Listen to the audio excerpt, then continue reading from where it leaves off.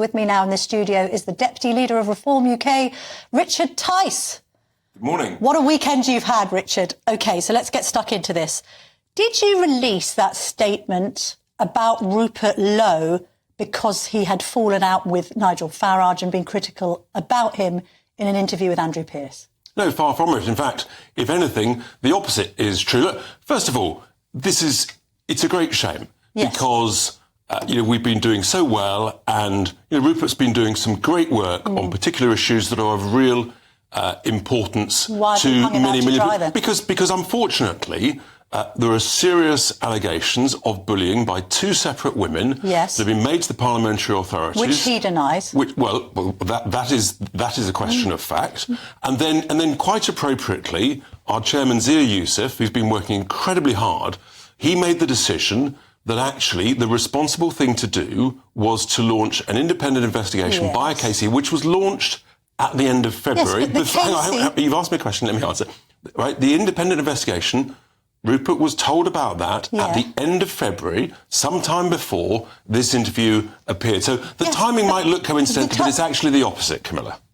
Richard, honestly, the timing doesn't just look coincidental, it looks a little bit malicious. Well, I've just told you. The allegations refer to something that happened in December. And you decided to come out with it. No, let me finish my question if you don't mind, because it is my show. You come out with a statement on Thursday after Rupert Lowe has questioned whether Nigel Farage is fit to be Prime Minister. There was no need to have released the statement immediately after that interview. These allegations refer to something back in December. So, of course, the timing looks deeply suspicious. And it suggests you've mishandled it. Far from it. We've done the appropriate and responsible thing to do. There was a further threat made to Zia literally last week. So at the end of the day... What's the nature of these threats? I'm not going to go into any details of that, but ultimately, as chairman, Zia's got significant responsibilities. Imagine if we'd done the opposite. Imagine if we'd brushed this all under the carpet. Well, you could have conducted an internal investigation and then revealed the findings. Even the KC in this seems to think that you put this statement out too early. The reality is that we have been working incredibly hard. We're going up in the polls. But the truth is, hang on, hear me out. The truth is that these difficulties have been ongoing for some time. We hoped that they could be dealt with. For example, just before Christmas, there was a very unfortunate incident that I witnessed in the House of Commons between Rupert and the Labour Minister, which was resolved in the end. Well, but there was almost an altercation, and that was was an indication but the Speaker did draw a line under it. So we did, but that's not in this statement, is it? That incident doesn't feature in the statement. There have been numerous other areas where, unfortunately, it's turned out not to be possible to work constructively with Rupert. And let me just give you an example. Hang on, let me ask one question, please, because you are speaking a lot and you're not letting me ask the questions that our audience demands answers to. And I think that's right, because you know that there are a lot of Reform supporters watching and listening to this. You say he hasn't cooperated with the investigation. He says he's been in communication with the KC. So has he cooperated or not? Well, two sides might disagree. Has he cooperated? Quite properly, I'm not... Has he spoken to the KC? Quite properly, I'm not involved. Has he spoken to the KC? It sounds like it from what he says. So why is the statement saying he hasn't cooperated? I'm not involved with the day-to-day of things. What I know... Hang on. What I know is, for example, we're all working incredibly hard. We've got May elections on the 1st of May. And... whilst we're doing this hard work, for example, Rupert's not even been to our head office, just down the road, no interest in the May elections. We need a united team that is going to drive forward. We're heading in the polls. If you need a united team, why are you airing all of this dirty washing in public? It's not very united. We've now got this unedifying war of words of course it's between Rupert Lowe on X, Nigel Farage in the Sunday Telegraph.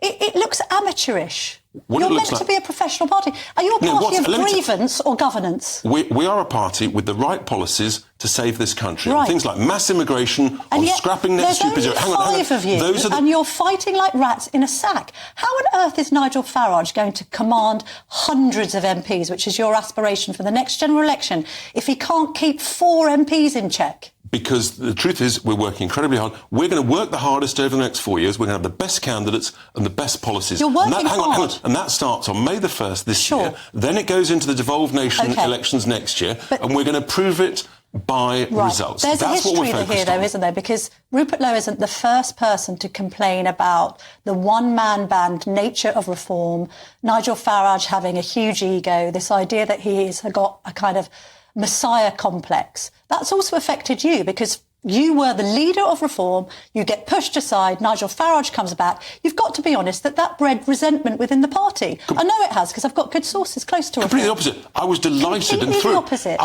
I'm the one who was thrilled and invited Nigel. I said, get stuck in, it's serious. I'd taken it from whatever, 0 or 1% to in the low teens.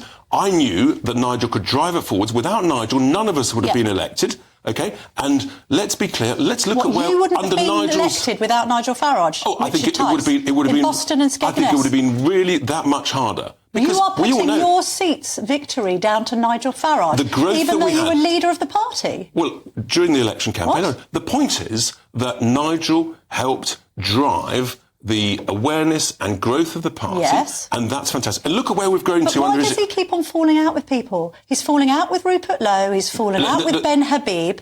This is a point that's made about your leadership. You're regarded to have been collaborative. You're regarded to have had meetings weekly when you were leader about policy, membership, fundraising and media appearances.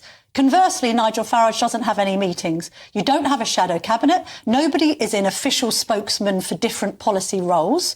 So he can't delegate, can he? There's 5 of us. So actually, essentially, we deal with all these issues. I talk about a variety, but when there's only 5 of you and you've got lots of issues... But why did you hold meetings and he doesn't? Well, actually, we do have meetings. And well, the thing is that, unfortunately, Rupert chose...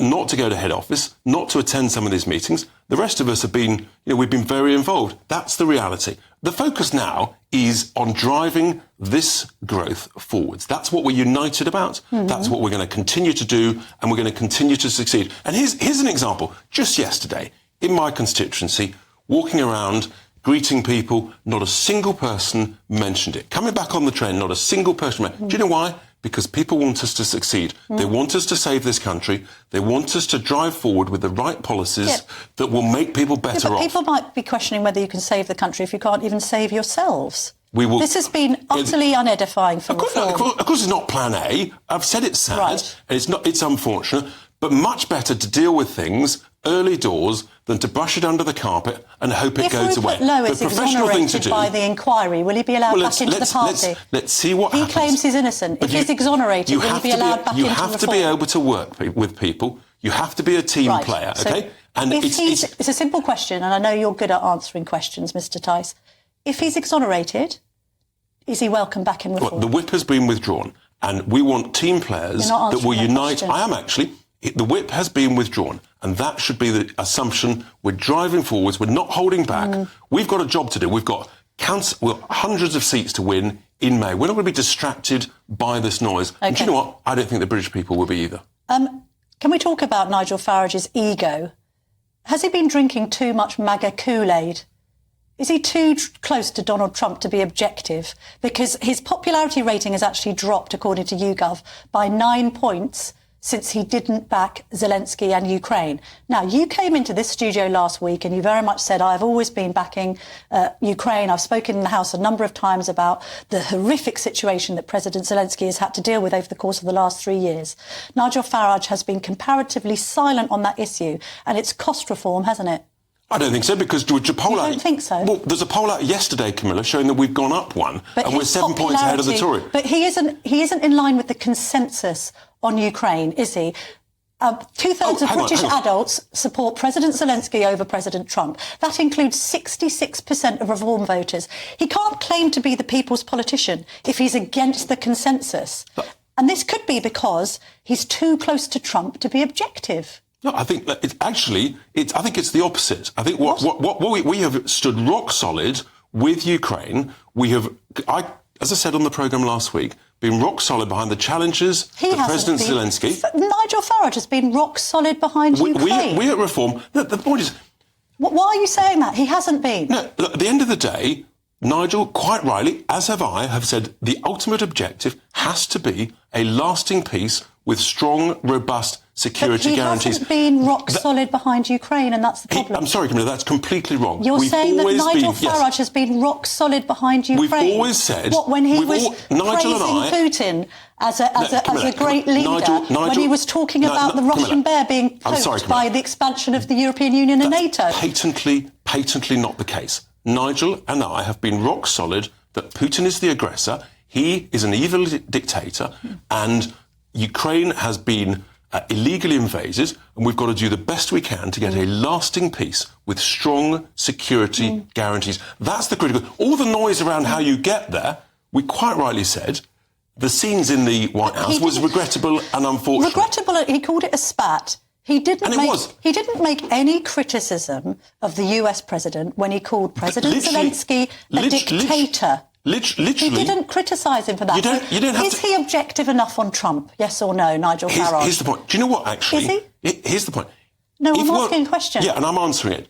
If world leaders like Trump, like Zelensky, are trying to get to a peace, then actually our job is not to criticise every nuance of every day of every discussion. Do you know what it's to do? It's to actually provide support. So that's why I've been suggesting, when you've got all the cards on the table, you have these negotiations behind closed doors, including the critical card, I think the important card, of the $300 billion of frozen assets, right, that is in Western banks that we need to use as part of that. If Nigel Farage wants to be Prime Minister, admittedly, I mean, there could be wasted votes in this devotion to the Donald, because he won't be in office by the time we have the next general election.